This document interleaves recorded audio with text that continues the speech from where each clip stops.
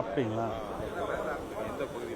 என் பேர் சென்னைமணி என்கிற ஈஸ்வரமூர்த்தி, கோபிச்செட்டிப்பாளையம் சட்டமன்ற தொகுதி நம்பியூர் ஒன்றிய செயலாளர். என் வீட்டில் மிஸ்ஸஸ் வந்து ஈரோடு மாவட்ட கவுன்சிலராக இருக்காங்க. அதுவாக நான் ஆரம்ப காலத்தில் விஜயகாந்த் கட்சியில் இருந்தேன். இவருடைய செயல்பாட்டை பார்த்துட்டு இந்த கட்சிக்கு வந்தேன். அதனால் இன்றைக்கி இவர் எடுத்திருக்க முடிவு சிறப்பாக இருக்கிறதுனால கண்டினியூ அவர் பின்னாடியே வந்துட்டேன். விஜயகாந்த் கட்சியில் இருந்தேன்.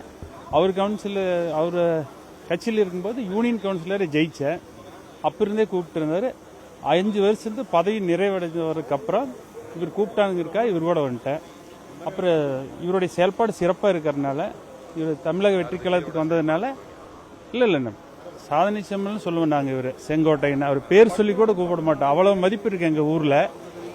சுருக்கமாக கேஏஎஸ்ன்னு சொல்லுவோம், இல்லைன்னா சாதனை செம்மல்னு சொல்லுவோம். அப்புறம் அவர் இன்னைக்கு இதை ஜாயின் பண்ணுறாருங்காக அவருக்கோட ஸ்ட்ரென்த்தை இது பண்ணணுங்கிறக்காக அவர் கூடவே நாங்கள் கன்டினியூ பண்ணிட்டோம். நாங்கள் ரொம்ப சிறப்பாக பார்க்குறோம் சார். திரும்ப இவர் சர்வசாதாரணம் இவர் தான் எங்கள் எம்எல்ஏ ஆவார். சர்வசாதாரணம் என்ன 100% எதிரொலிக்கும். கொங்கு மண்டலம் ஃபுல்லாக எதிரொலிக்குதான்னு அது எனக்கு சொல்ல தெரியல. எங்கள் ஈரோடு டிஸ்ட்ரிக்டில் 100% எதிரொலிக்கும். இவர் வந்து அந்த ஏரியாவுக்கு ஒரு செல்லப்பிள்ளைன்னு வச்சுக்கலாம். அதாவது இவர் வந்து 77 வயசுன்னு சொல்கிறத விட முன்னாள் இளைஞர்னு சொல்லலாம். அந்த அளவுக்கு இவர் ஓட்டம் வேக நடக்கிறாரா ஓடுறாருன்னு தெரியாது. நாங்கள் கூட போச்சுன்னா அவ்வளவு இதாக இருக்கும்.